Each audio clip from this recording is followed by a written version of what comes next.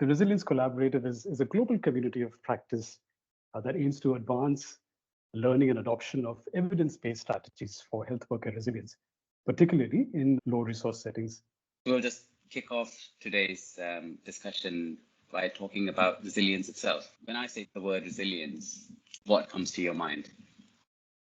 I want to talk about resilience from a health system perspective, at a very high level. When you have a shock to the system, how well can you deliver the same quantity and quality of health services and functions with the same resources? What is your ability to then transform and use less resources in an equitable fashion?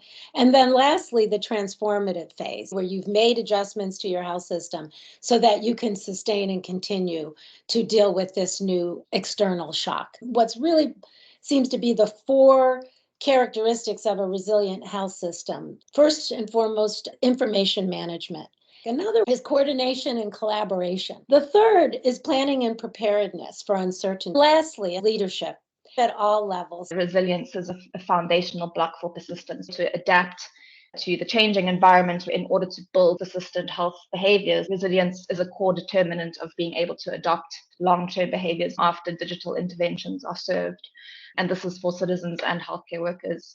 Resilience is a core feature to have these long-lasting impacts on health outcomes. Adversity begets resiliency, and it's built and explored from that space.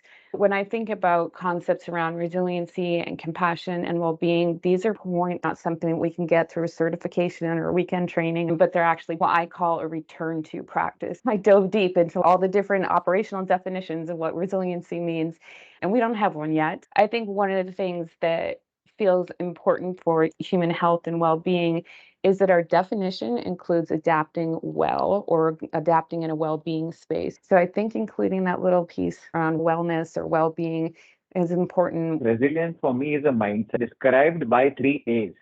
The first A is ability to accept that there is an adversity. The second A is adapt well to the circumstances. And the third A is to advance in life so that you can thrive in spite of the adversity. One of the definitions I would look into from the individualistic perspective, the psychological resilience, but consider that resilience is a more complex construct.